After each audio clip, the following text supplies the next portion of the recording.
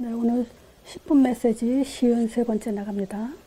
오늘은 사도행전 2장 가지고 2장에 5가지 있죠. 응답 가지고 오직의 열매라는 제목으로 말씀을 나누겠습니다. 내가 복음을 가지고 오직하면 어떻게 될까요? 여러분 자신이 오직 복음 하고 있다면 어떻게 될까요? 요거예요. 자, 오직이 되면 우리는 사도행전 2장에 5가지 열매가 나오게 돼 있습니다. 만약에 요 사도행전 2장에 5가지 열매가 없다면 그건 오직이 된 게 아니죠. 자, 그럼 먼저 우리가 오직이 될 수밖에 없게 하나님이 하셨죠. 예수님이. 어떻게 하셨냐? 우리가 사복음서 보면 알아요.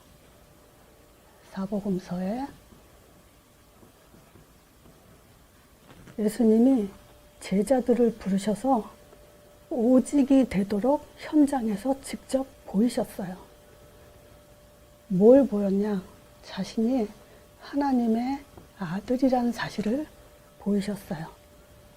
그래서 제자들에게 가장 초점을 둔 것이 나를 본 자는 아버지를 봤다.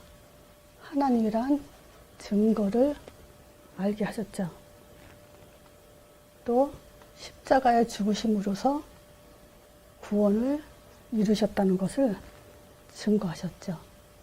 다 이루었다. 또 부활하셔서 사단 권세 깨뜨리시면서 완전히 승리하셨다는 증거를 보이셨죠. 또 예수님이 십자가 치시기 전이죠. 요한복음 14, 15, 16장에 보면 내 이름으로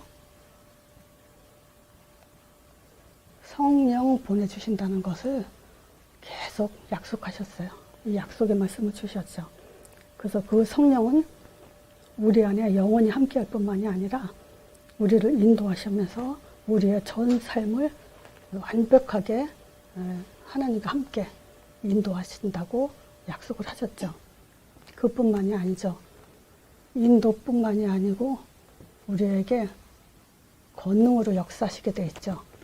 자, 그래서 부활하시고 나서 마태복음 28장 18절에서 20절 만민에게 가라 했죠. 너희는 가서 모든 족속으로 제자를 삼아 그랬죠.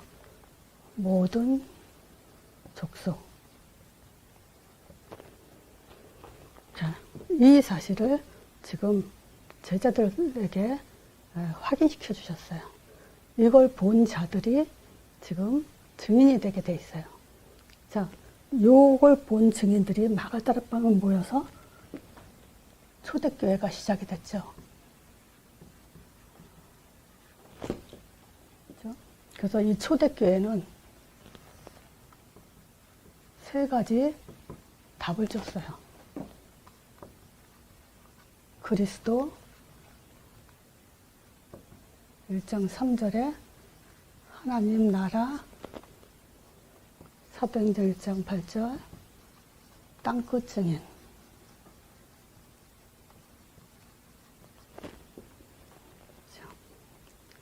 이 사실을 본 자들이 마가다락방에 모여서 이제 저녁 기도에 힘쓰는 삶 속에서 하나님은 요걸 가지고 초대교회, 이 교회에 가져야 될 내용이죠, 요게. 그리스도, 하나님 나라, 땅끝 전도.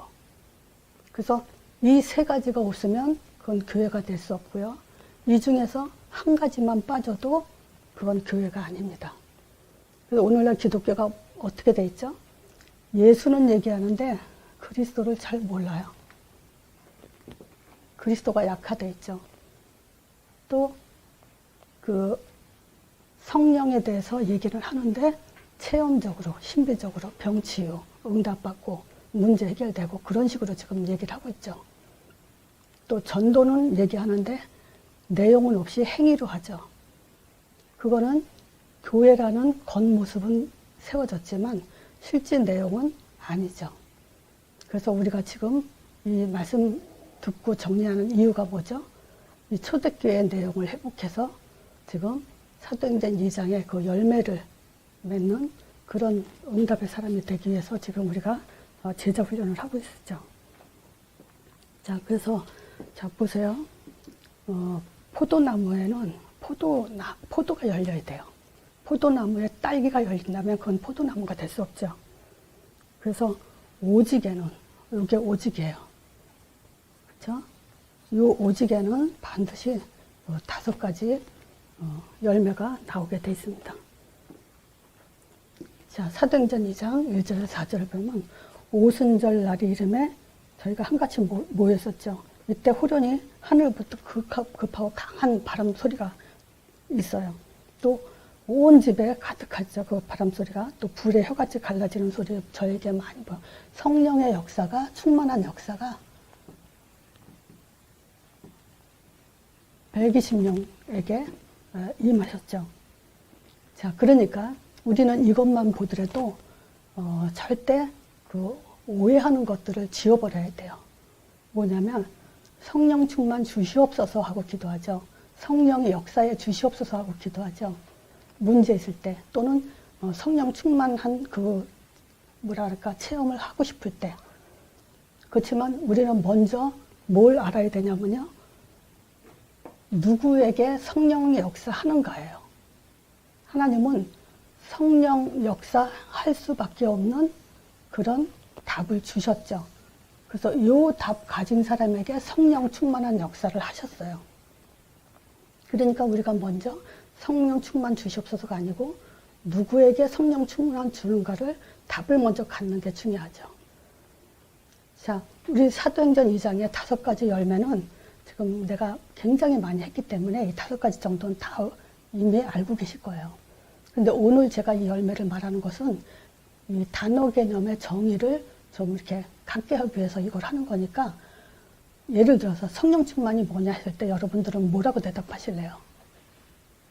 우린 물론 내가 금방 말씀드린 것처럼 그건 알고 있어야 됩니다. 성령 충만은 달라는 게 아니고 하나님이 줄 수밖에 없는 사람이 있다는 거예요. 그래서 사도행전에 초대교회가 가진 138, 요걸 가진 자가 하나님은 주신다. 요걸 이미 알고 아는 사람이 성령 충만이 뭐냐 했을 때 우리는 이렇게 정의를 내려야 돼요. 사도행전 1장 답 가진 게 성령 충만이에요. 이 답은요, 사도행전 1장의 이 3가지 답은요, 우리에게 성령 충만 줄 수밖에 없는 답이라는 건 확신을 갖게 되죠. 이 확신이 우리는 힘이에요. 이걸 가지고 반석이라고도 할 수 있어요. 그렇죠? 흔들림이 없죠. 성령 충만한 사람, 확신을 한 사람은, 힘 있는 사람은. 그러니까 138, 이 사도행전 1장만이 우리의 진짜 이 복음, 오직이라는 답을 가진 자가 가질 수밖에 없는 그 답이에요. 그리고 성령 충만이 뭐냐 했을 때 성령 충만은 이 확실한 답 가진 자에게 방향을 가지고 역사하는 게 바로 전도예요. 이 성령 충만이 뭐냐? 이 성령이 역사하면 흑암이 꺾인다 그랬죠. 흑암이 꺾였다는 말은 뭐냐? 이 전도에 답이 났다는 거예요. 흑암이 꺾였다는 말은 뭐냐면 전도의 문이 열렸다는 거예요. 이런 정의가 정리돼야 됩니다. 다시요. 성령 충만이 뭐냐? 답 가진 것이 성령 충만이고 그 답은 성령 충만한 그것은 결국 뭐냐? 전도라는 방향을 가지고 그 역사하는 게 되죠. 그래서 4가지 답이라고 할게요. 전도, 성령 충만은 뭐냐? 전도. 또 성령 충만은 뭐냐? 말씀 성취가 일어나는 거예요. 성령 충만은 뭐냐? 제자가 세워지는 거예요. 성령 충만은 뭐냐? 현장이 정복되는 거예요. 이렇게 성령 충만에 대해서 이해가 돼야 됩니다. 4가지다. 이거 외에는 성령에 대해서 다르게 얘기하면 그건 틀린 거예요. 성경적이지 않은 거예요. 그건 내 수준이에요. 그리고 자기 체험인 거예요. 그래서 성령 충만에 대해서 이렇게 얘기하지 않으면 안 된다는 거에 대해서 완전한 답을 가지도록 요 시간에 지금 그 개념 정리를 하시기 바랍니다. 자, 그럼 전도가 뭐냐? 그것은 뭐냐면 성령이 역사했다는 거잖아요.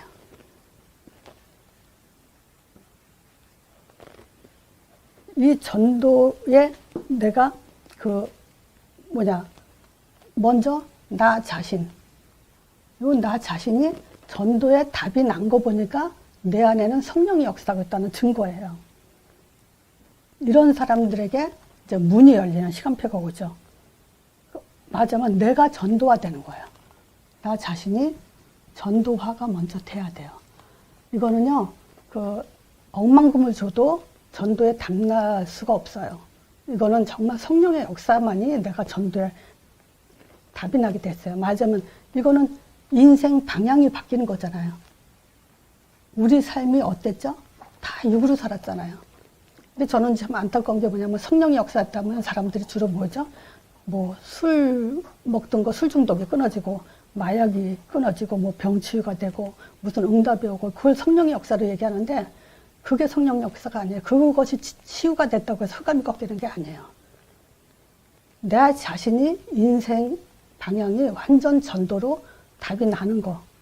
요게 전도화가 되는 게 바로 성령의 역사예요. 자, 그리고 전도는 뭐냐? 바로 말씀 성취가 일어나는 거예요. 그러면 바로 요 세 가지가 바로 전도예요. 말씀 성취가 일어나고 제자가 세워지고 현장이 정복되는 거. 요게 전도의 문이에요.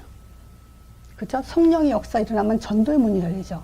그 전도의 문이 열리면 어떻게 돼요? 말씀 성취가 일어나고 제자가 일어나고 현장이 정복되는 거죠. 그럼 말씀 성취는 뭐냐? 요 두 가지가 되는 거예요. 또 말씀 성취 뭡니까? 내가 말씀을 받았는데 성취가 된다는 얘기잖아요. 그것은 뭐냐면 성령 충만한 역사가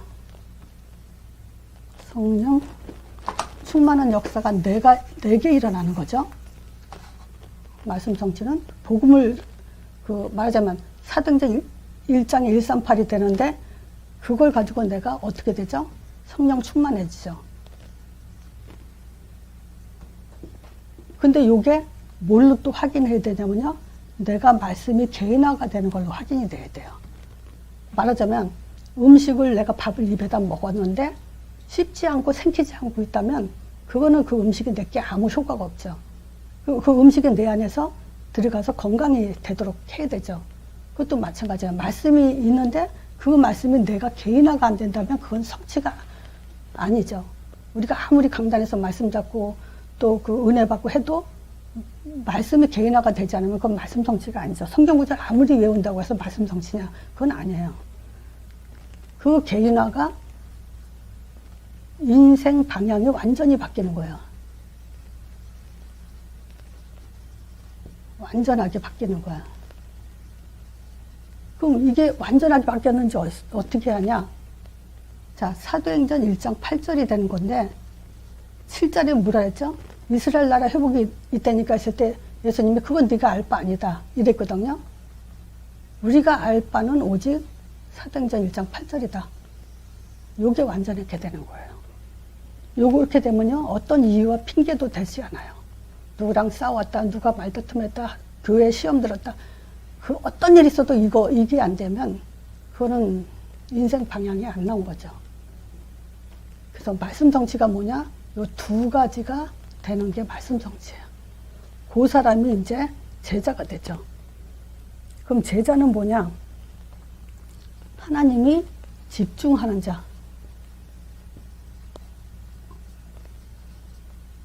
누굴 집중하죠? 1, 2, 3이 되는 사람. 성령 충만이 뭔지 알고 전도에 답나고 말씀 성취가 일어나는 자. 그게 제자예요. 자, 그래서 우리가 그 사도행전 8장 26절에서 31절까지가 여기 있죠. 빌립더러. 주의 사자가 빌립더러. 이게 하나님 집중하잖아요. 또 사도행전 13장에 보면 바울과 바나바를 따로 세우라. 그렇죠. 그래서 이름을 부르잖아요. 바로 그게 제자예요.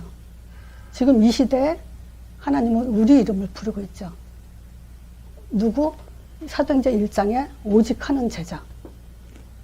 자, 그리고 제자는 뭐냐? 하나님이 져주는 자.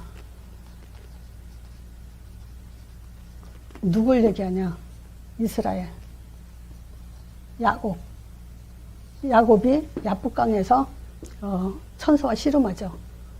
그 천사와 씨름하는데 천사가 그냥 그만두려고 하는데 계속 끝까지 덤벼가지고 결국 천사가 져주죠. 그래서 이 말은 하나님이 져줬다는 거거든요. 네 이름을 야곱이라 하지 말고 이스라엘이라 해라. 제자에게는 하나님이 져줍니다. 뭐든지 하나님은 하나님 집중하면서 그 제자에게 그 편들어주고 그게 바로 제자예요.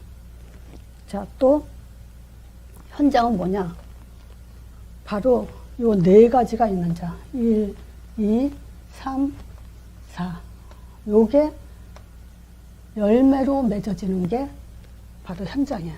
현장은 성령 충만이 있는 곳, 전도 문이 열리는 곳, 말씀 성취가 이루어지는 곳, 제자가 찾고 세워지는 곳. 그곳이 현장 정복이에요. 자, 그러면서 창세기 12장 3절. 아브라함의 축복. 저 뭐라 했죠? 너를 축복한 자 내가 축복하고 너를 저주한 자에게 내가 저주한다. 말하자면 하나님의 완전한 배경이 되어주는 곳이 바로 현장이에요.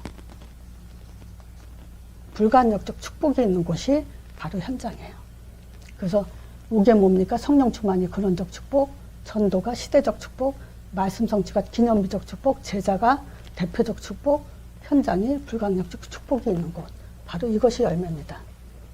자, 그래서 한 주 동안에 성령 충만이 뭐냐, 전도가 도대체 뭐냐, 말씀 성취가 뭐냐, 제자는 뭐냐, 이런 것들에 나름 이게 요걸 가지고, 요 기준을 가지고 잘 정리하는 그런 시간 되기 바랍니다.